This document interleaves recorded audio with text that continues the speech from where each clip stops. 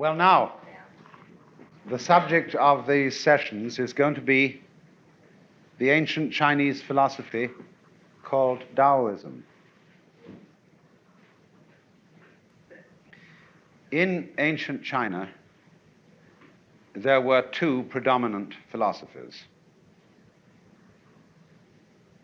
dating apparently from more or less the same period of history, although scholars dispute this to some extent.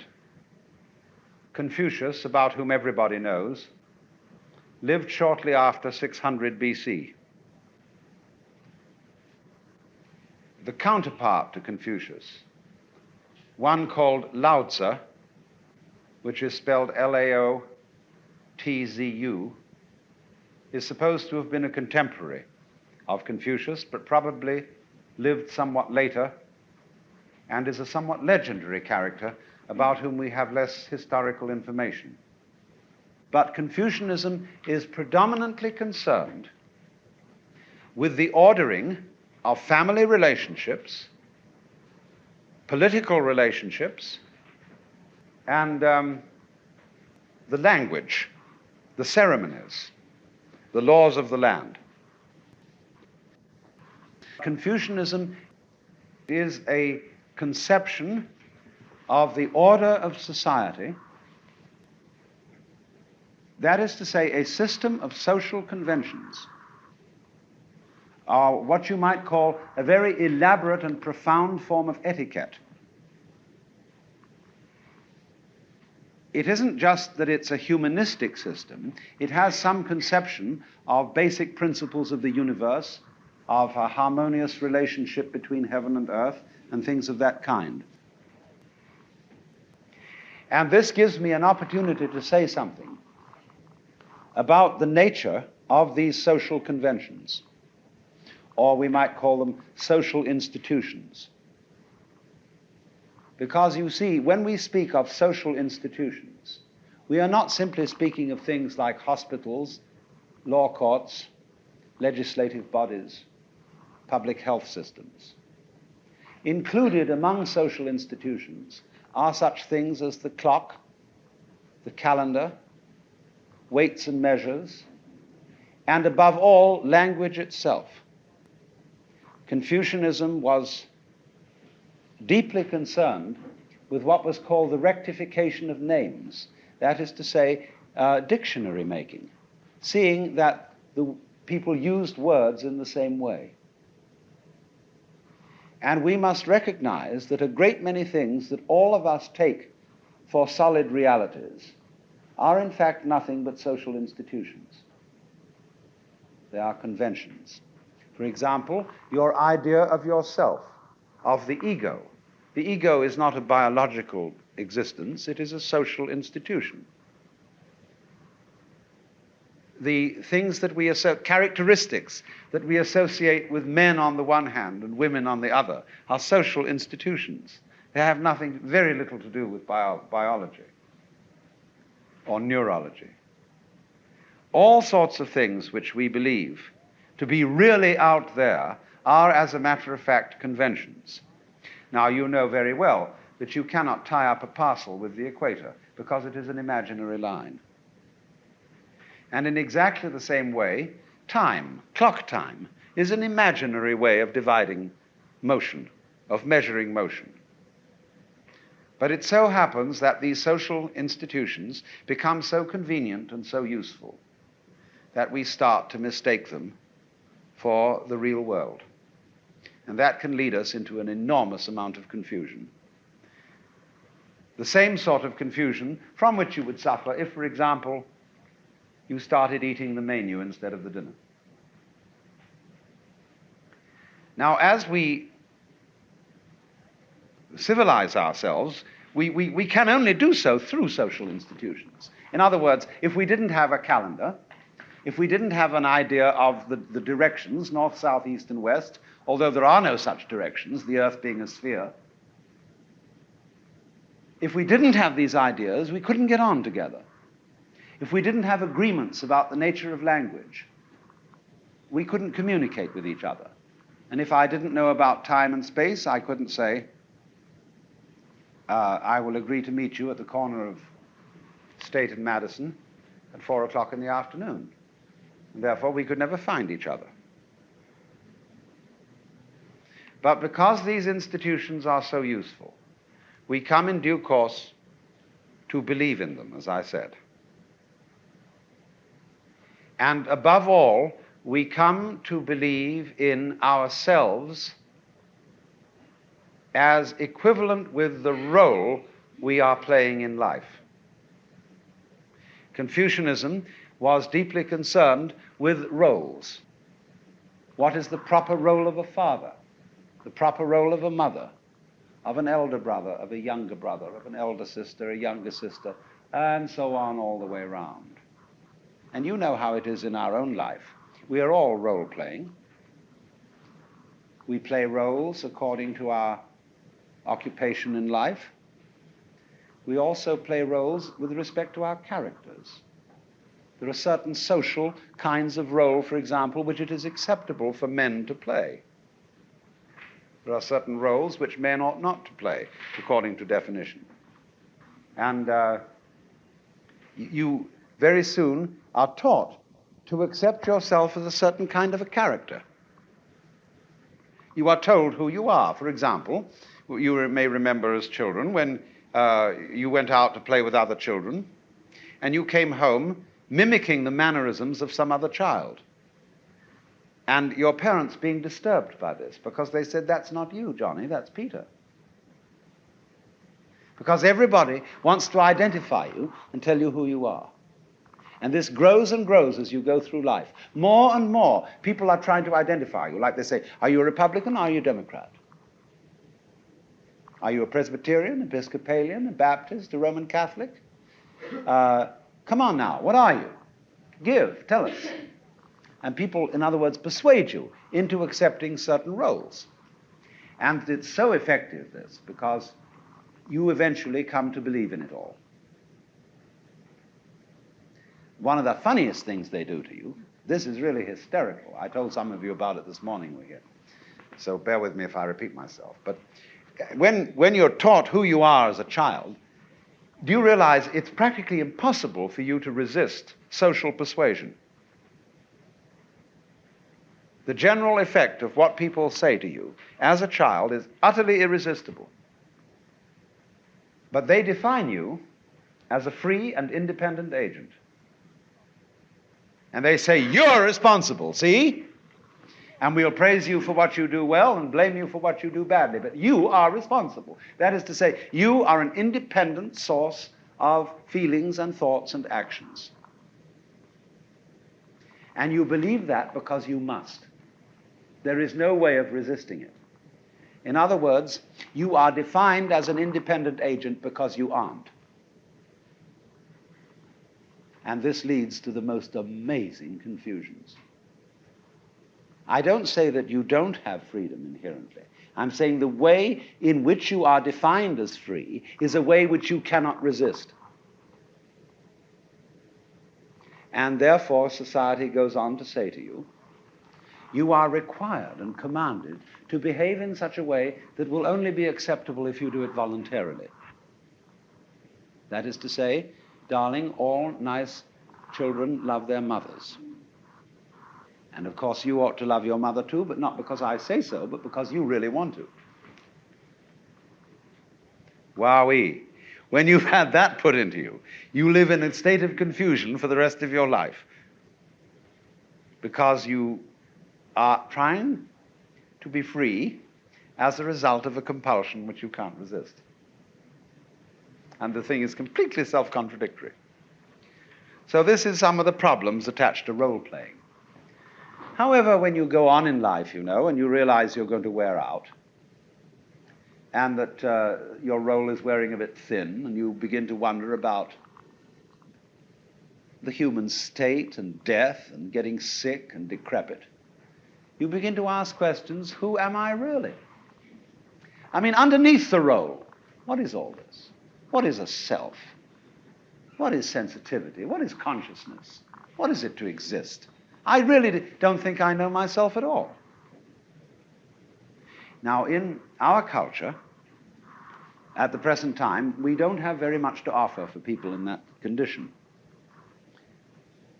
It's true, we have psychoanalysis, and we have some religions, but our religions, when you consider ordinary standard brand religions in the Western world, and they are now all more or less proclaiming that God is dead, they don't offer very much except social convention and rubbing it in. They say, you should be good. We've made statistical studies of the subject matter of sermons given all over the United States on Sunday after Sunday after Sunday after Sunday. And they all amount to, basically, the vast percentage of them saying to people, you ought to be good. Everybody knows this, but nobody knows how. You must love. You see, that's what the preachers are saying. And if history tells us anything, it tells us that preaching doesn't work. Nobody ever listened to it. Oh, they love being scolded. A colorful scolding by a good preacher is a great thrill. But by and large, our standard brand religions, so far as leading one to a real deep and experiential discovery of who and what you really are and what your situation in this universe is, they don't go very far. You can, of course, read deeply in theology and go quite a long way. But so far as the fare is concerned, which the ordinary person will get in the average church, it's very superficial. The Chinese devised, however, a philosophy for those who came to this point. And it is, as I said, the counterpart of Confucianism. And it's called Taoism.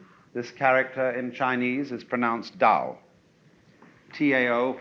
You would think it was pronounced Tao or Tao, but we've Romanized Chinese in such a way that only those in the know can decide how it's pronounced. We should have spelled it D-O-W, you see, but it's T-A-O. And this character here means the course of nature, the way, the flow of things. And so this is the philosophy of the way of nature. Now, I must start out by saying that Tao cannot be defined. You may think it's rather strange that I'm going to talk for a whole weekend about something concerning which nothing can really be said. The book that is basic to Taoism, called the Tao Te Ching, that is the book of the way and its power, starts out by saying, the Tao which can be described or spoken is not the eternal Tao. And then he goes on to write a book about it, which you may think rather illogical. But this is something very important to understand, that the Tao means that which is absolutely basic. It therefore means the basic energy of the universe. It means what you are really, your true self. But in just the same way as you can't bite your own teeth, and in just the same way that you can't look into your own eyes without using a mirror, you cannot define your real self. The hand can't catch hold of itself. The tip of the finger can't touch the tip of itself. And therefore, I'm sorry, but we cannot make an object out of what we really are. And that is why any conception of who you really are that you may entertain is wrong. So if you think of yourself as an ego, that is to say, as a separate center of consciousness and action that is somehow closed up in a bag of skin, this is a false conception. You are not that. You are pretending to be that. You are playing at that. But what you really are utterly escapes definition, and therefore comes under the category of something metaphysical, that is to say, beyond physis, beyond nature in the sense of what can be classified, what can be described, what can be put in a box and said it's either animal, vegetable, or mineral, it's either long or short, black or white, temporal or eternal. Any category you choose to apply is inadequate to this. So do you mind if we start out with something we can't say anything about at all? But it's fundamental. You see, look, It's like, what's the color of your eyes? I don't mean the iris, I mean the lens. We say it has no color. It's transparent. But you see, the perception of all colors whatsoever and all shapes whatsoever depends on that transparent lens. So then you might ask, what is the nature of consciousness? No one can say, because it is common to all experiences, and there's no way of isolating it. What is the color of space? It's the same question. Or take when you listen to a phonograph or the radio. Everything that you hear, all the human voices, all the noises of different instruments, the drums, and anything, they are all vibrations on a diaphragm.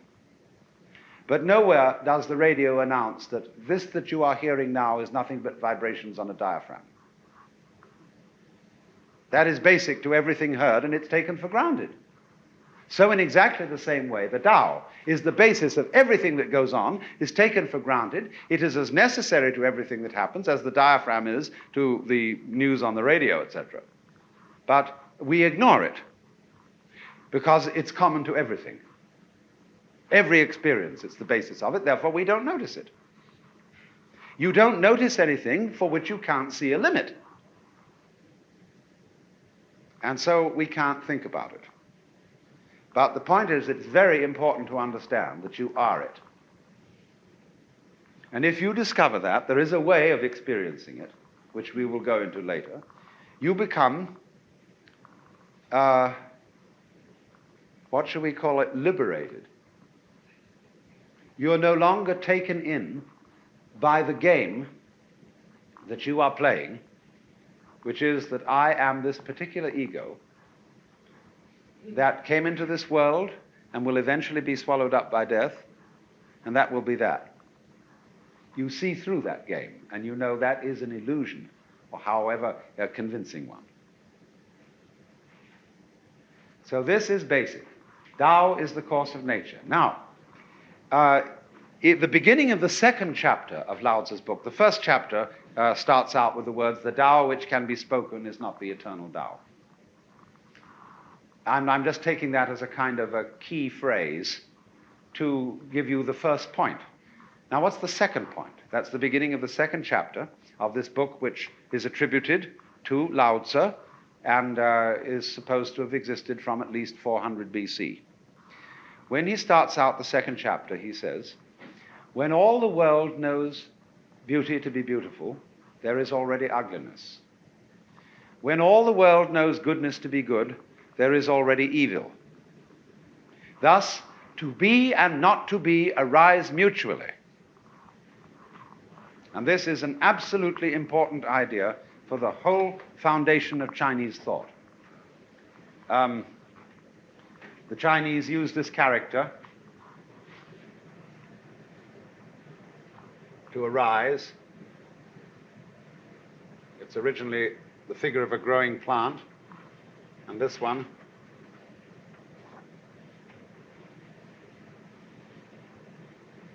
to mean mutuality. And this is completely crucial to everything I'm going to talk about.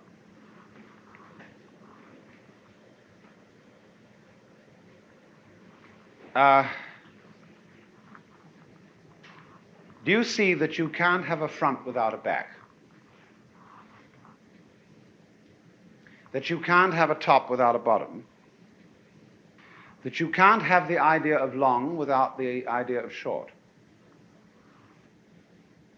You don't have long things before you have short things, or short things before you have long things. Same way, you don't have a world in which there are bees without flowers, or flowers without bees, because you see, bees and flowers are really the same organism. Just like they look different, just as your head looks very different from your feet. But you don't have human beings who have heads and no feet, or feet and no heads. They go together. Now, of course, they're rather obviously joined by skin and bone. But bees and flowers float apart. Bees buzz and flowers send out smell and color. But they are the same organism because they're inseparable. They require each other. So this is the whole idea of arising together. So that, in other words, To be and not to be, the whole notion of is and isn't, depend on each other. Now, this is contrary to our common sense. We think that being is really there, and non-being isn't. But we are at the same moment afraid that being may end up as non-being. There's so much more non-being than there is being. In other words, there seems to be so much more space than there is solid. And since whatever is solid in the world requires energy, and since energy eventually runs out, we're afraid that it may all end up as nothing. That we may end up as nothing and everything else. And we are scared stiff of that, because we don't understand that space or emptiness and solid are two aspects of one reality. Just as front and back, just as bees and flowers, they have to go together. You cannot possibly conceive a solid without a surrounding space. You cannot conceive space without solids occupying it, because space is, as a matter of fact, nothing but the relationship between solids. It's like an interval in music. You can't hear melody unless you hear intervals. But the intervals aren't there are the tones. The intervals are, in a way, an illusion. But the hearing of intervals, that is to say, the steps between tones, is absolutely necessary for being able to hear melody. If you don't hear the intervals, you only hear a succession of noises. You are then tone deaf or tune deaf. So you see how important the interval is. And any architect, any artist knows that space is real. We talk about the functions of space. Astronomers and physicists talk about properties of space, curved space, and so on and so forth. But in the ordinary common sense that most people have, they think space just isn't there. Solids are there. Reality is therefore identified with the solid, with the energy, and unreality with the emptiness. And there is this, therefore, basic dread, which existentialists talk about as angst, fundamental anxiety, that arises from the fact that the moment you know you exist, you know you could not exist. And therefore, all through one's life, there is a sort of sword of Damocles hanging over you that at any minute you might not be. Wowee, and that's a real scare. See? Until you understand that to be or not to be is not the question. Because to be cannot be without not being, just as not being cannot be without being. And so for Chinese thought, these two aspects of the world are called the yang and the yin. And they mean these two characters respectively. The yang means the south side of a mountain, which is in the sun. And the yin means the north side of a mountain, which is in the shade. And so they come to mean positive and negative, black and white, male and female. And they are represented in this familiar diagram, an S-curve inside a circle, like two interlocked commas, one black, one white, and each one has, as it were, the eye of the comma or the eye of a fish or tadpole or something, the opposite color. And this yang-yin symbolism is sometimes also represented, as in the Book of Changes, by broken and unbroken lines. Here is the yang, here is the yin. And actually, from this symbolism of the Book of Changes, which is earlier than any of the literature I'm talking about, Leibniz read it in Latin, and from it he figured out binary arithmetic, which is now basic to all computer techniques. 0 and 1. All numbers can be represented by 0 and 1. So 0 is the yin and 1 is the yang. But you see, the whole secret is that the yin and the yang are inseparable. Let's say when we were little children and everybody taught us 1, 2, 3 and ABC, they didn't teach us the lesson of black and white. This belongs, in a way, in our culture to the hushed up side of things. Now, you see, the lesson of black and white is this. If you realize that all your senses are really one sense, a kind of touching. You touch light with your eyes. You touch air vibrations with your eardrums and get sound. Then smell is touching gases and dust in the air. Taste is touching the texture of food and things. The touch with the epidermis is perhaps the crudest form of touch, and sight the most subtle. But do you realize that all sensation whatsoever is a vibration? It goes on and off. It's a like this. But if it goes fast enough, you don't notice the off. You only notice the on. An arc light, for example, is going on and off with terrific speed. So much so that you shouldn't use an arc light in a sawmill, because the on and off can synchronize with the speed of the saw, and a circular saw may appear to be still when it's actually moving. But all things are like that, you see, on and off. And you can't have the vibration unless it's a wave pattern. The crest of the wave is on, the trough of the wave is off. Now, you can't have a wave which is half a wave. In other words, no wave exists with a crest alone. There must be a trough. A half wave cannot be manifested. So also, if you sit next to a girl in the movies and you put your hand on her knee and leave it there, she may cease to notice it. But if you pat her, she will notice it. And you hope she may value the on more than the off, but she will notice it. Because there is being, you see, is at work. Because being is constantly being non-being, being non-being. Now you see it, now you don't. Now, if you don't understand that, if you don't realize that on-off constitutes a unity, and although they are different, they're inseparable, like the two poles of a magnet. If you don't realize that, you get scared that off may win. And if you get scared that off may win, you start another game, instead of the game of black and white or on and off, the game on must win. And then the game degenerates into a fight. It becomes serious. Wowee, the awful awfuls might get the better in the end. They won't. They may appear to, but they won't. But if you don't see that, you see, you get mixed up. And you don't understand the relationship of yang and yin. So it is the inner connection, or rather the inseparability of yang and yin, which is what is meant by Tao. That's why Tao cannot be explained. And the reason, again, if I may put it in another way, is that all thinking is classification. It's asking, is you is or is you ain't? Is it this or is it that?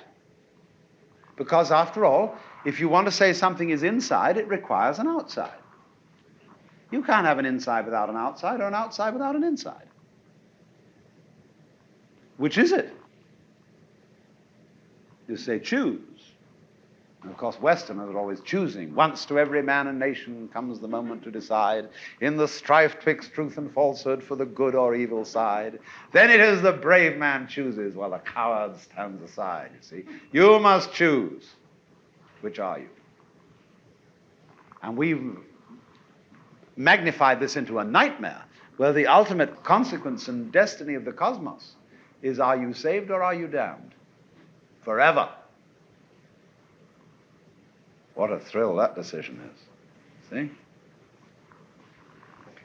What people don't understand is that you don't know you belong to the saved group unless there's also a damned group.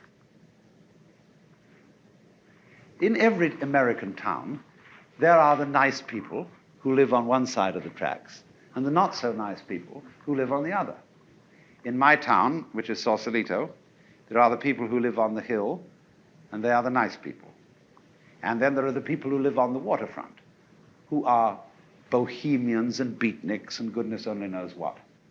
Well, now, when the nice people on top of the hill meet for their cocktail parties, the main thing that they discuss is how the whole town is deteriorating and how the awful people are proliferating and fouling the bay up and so on. And they feel that this boosts their collective ego because they know they're the nice people. Meanwhile, the bohemians and beatniks get together at their parties and they play like they're the real in-group, because all those squares and bourgeoisie who live up on the hill are engaged in a business rat race, doing work which is of no interest in order that they may buy toy rocket ships and have wall-to-wall carpets and horribly clean houses and may be snobbish. And so they, bohemians and beatniks, boost their collective ego, you see, by arguing against the people on top of the hill. What neither side realizes is they need each other. Because you don't know who you are if you want to belong to an in-group unless you define an out-group. It is the same with philosophy. There are only two kinds of philosophy in all the history of philosophical debates. One side is called prickles and the other is called goo. And prickles people are people who like things to be sharp and clear and definite. And they are the sort of people who become scholars and engineers and scientists, the type that always like clear statistics and discipline and everything well in order. And they look upon other people who they think are vague and sloppy and who are romantic and so on and unrealistic and wishful. And they say, ugh, you're just goo. Well, the goo people turn around and say to the prickles people, why, you're just bones. You just rattle. You've no skin on you. You know the words, yes, but you don't know the music. You have no finer feelings. And so this goes on forever. Prickles people want to believe that the ultimate constituents of the material universe are particles. Goo people prefer to think of it as waves. In classical philosophy, prickles are nominalists, goo are realists. So it goes. They're always fighting. The thing is that they don't realize that you wouldn't know the standpoint of prickles unless you knew goo as a contrast, and vice versa. Because the real world is gooey prickles and prickly goo. Any way you look at it. So you see, that's as the yang and the yin. The yang is prickles and the yin is goo. And they're inseparable, but quite different. And the thing is that to see wisdom is to understand the secret conspiracy between the opposites, that you wouldn't know one without the other, that is, it were Tweedledum and Tweedledee agreed to have a battle. That, in other words, under all explicit opposition, there is implicit unity. Only, there's no real way of saying it, and in a certain way, it should remain implicit. And in a way, off stage. Don't give the show away. So you might say to me, well, why are you talking about this? You're giving the show away, aren't you? Not really. Because not everybody will believe it. Most people won't. The opposition between life and death, between good and bad, between pleasure and pain, is extraordinarily impressive. And though one may point out that it is underneath a unity, only those with a certain innate intelligence will ever be able to believe it. So one cannot really give the show away, except as Jesus said, to him that hath shall be given, and he who has ears to hear, let him hear. So this is the point of Taoism. In other words, the world, people involved in practical affairs, in business and family raising, are all upset because black might win. And they really are involved, and they know they have to do something to survive. Survival is the important thing. You really must go on living. But the knowledgeable people, when you get to a mature position, and everybody as they get older and has raised a family or whatever, has to eventually get ready for death. Second half of life is a preparation for death. That to Western ears is a very gloomy enterprise. We pretend death doesn't happen. We sweep people under the carpet. When you're dying in hospital, everybody comes around and says, "Oh, you'll soon be better." And then, the poor dying patient has a kind of notices there's a hollow look in their eyes, that they're just consoling. And that's terrible. When somebody is dying in hospital, you ought to come around and say, "Listen, you're going to die. Do you realize you're going to die?" It's an occasion for an immense celebration.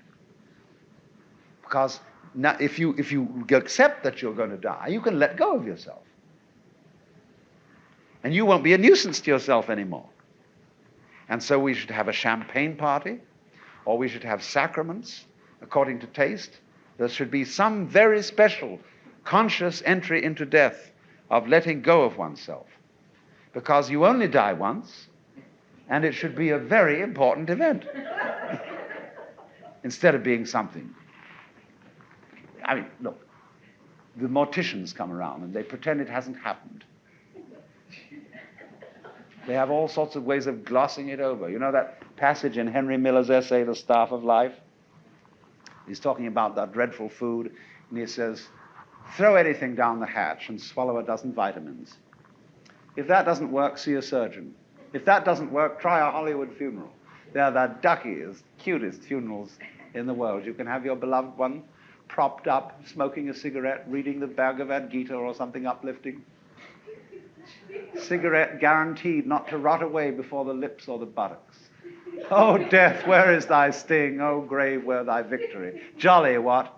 End of quote. And, this is this terrible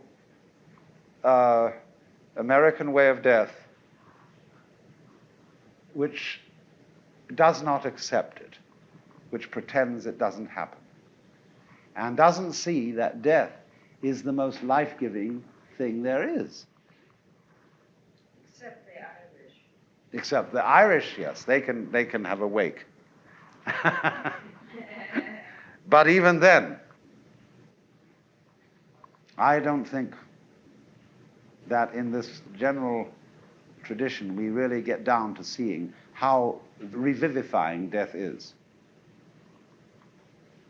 That, in other words, if in the course of life you die, before you die physically, now that means if you accept the fact that you are completely disintegrating, and there's nothing you can do to hold on to yourself, and nothing you can do to be safe or secure, you come alive. Now, everybody imagines they can be secure. You have investments, insurance, etc., etc., etc., regular medical examination. But this doesn't make the slightest difference. Any minute you can slip on a banana peel, have an automobile accident, because the whole world is falling apart. When you were born, you were kicked off the edge of a precipice. And it's pure illusion to console yourself by clinging on hard to a rock that's falling down with you. There's no way of not disintegrating. The whole thing's falling apart, and people have been saying ever since 6000 BC, when we've got records going back there, that the world was going to the dogs. It is. Life is something that's always falling apart. But if you get with it, in other words, you accept the situation, you flow with it, you come alive, because you acquire courage. You're not defending yourself all the time. You acquire energy, because you're not all locked up wondering what's going to happen next. You get the capacity to take risks, and you can't have a free people unless you're willing to take risks. It's all gambling. So to know this falling apart of everything, which incidentally is what makes it alive, change is life, this is the Tao. And to flow with the Tao and not fight it, you see, flow with the stream, this is the next great principle of Taoism, which is called Wu Wei. So you remember your principles. The first is Tao, which can't be defined. Second is mutual arising. the inseparability of the yang and the yin, and then we get as the next third principle, wu. This means, in Chinese, negative, not. And wei means interfering, clutching, busyness, aggression.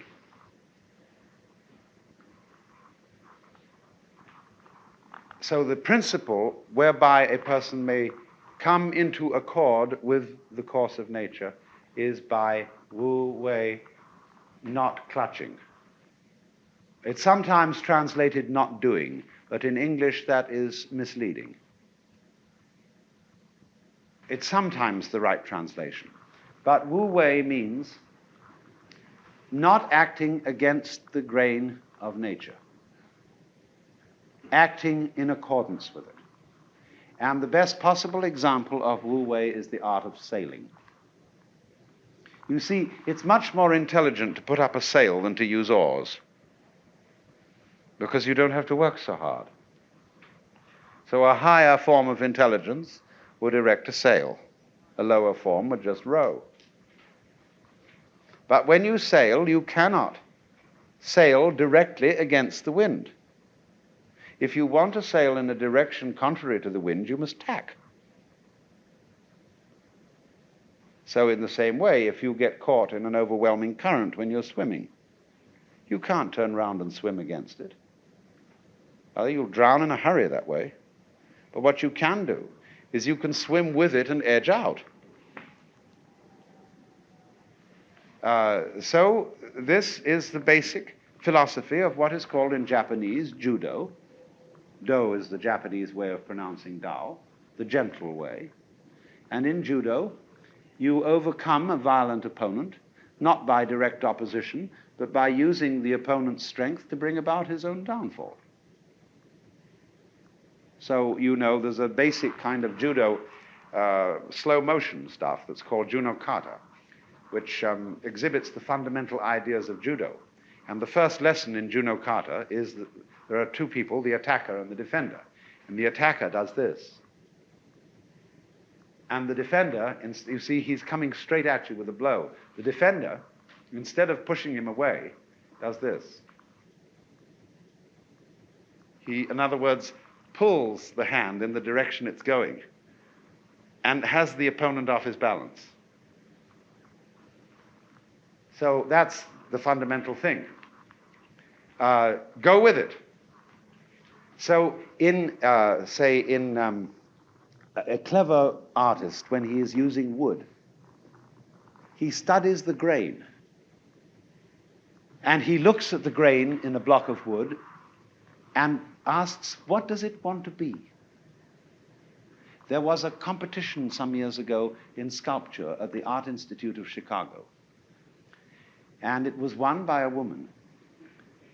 The competition consisted in each contestant being given a square foot, a cube of plaster of Paris. Do something with it. And this woman looked at it and said, it is entirely indifferent. It has no texture. It doesn't want to be anything. So she picked it up and flung it on the floor. Then it was all chipped and full of cracks, and she looked at it again. Then she decided that it wanted to be something. She saw in those cracks and chips a form, and she brought out that form and won the competition. So great potters don't simply impose their will on the clay. They feel the texture of the clay, and they have the sense that when they throw a pot on the wheel, the pot grows of itself. And when you perfect the writing of these characters, you get the sensation that the brush is doing the work. When you skillfully make music, you feel that the music is singing through you. There was an occasion once when a great choir master in England, Sir Walford Davies, was with the former Archbishop of Canterbury, William Temple, who was a great theologian.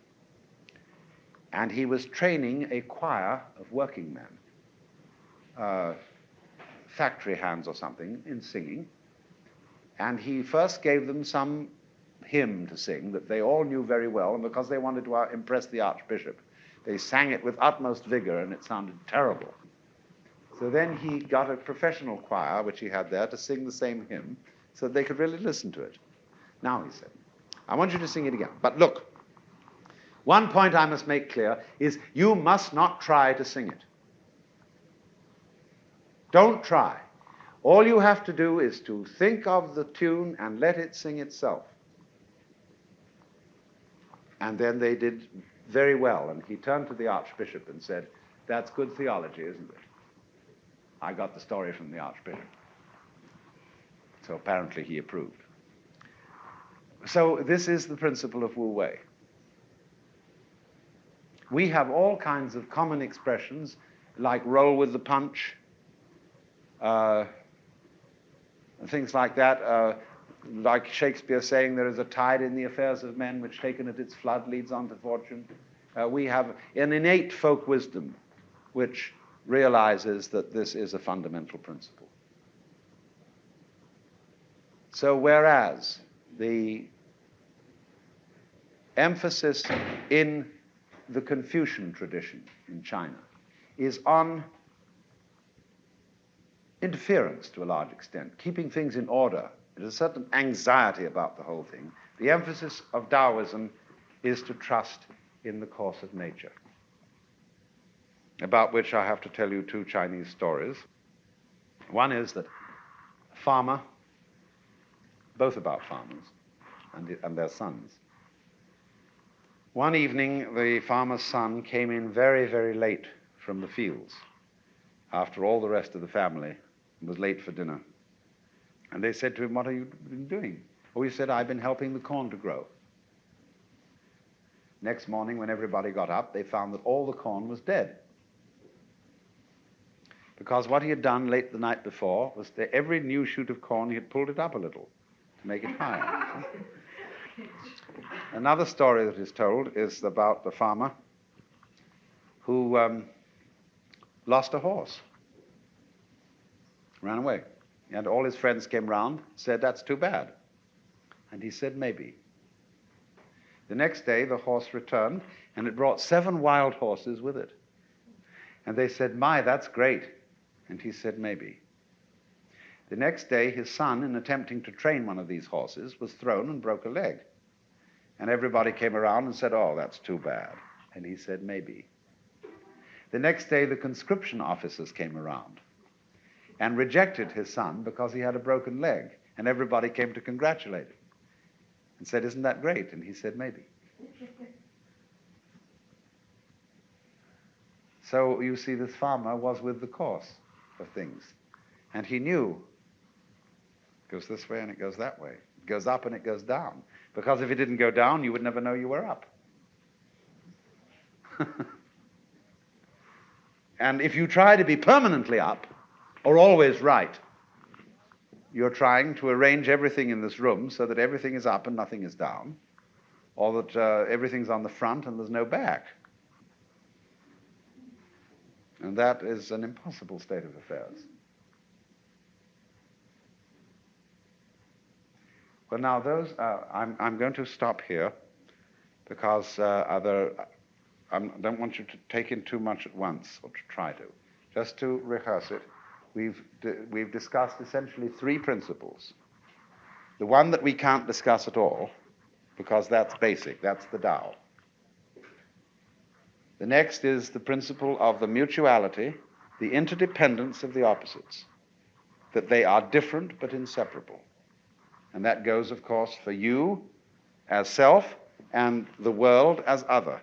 You can't understand what you mean or sense or experience as self without the contrasting sense of other.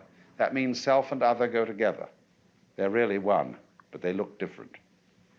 And the third principle is the Wu Wei, the art of coming into accord with the course of nature by flowing with it and not resisting it, not trying, in other words, to make white exclude black or black exclude white.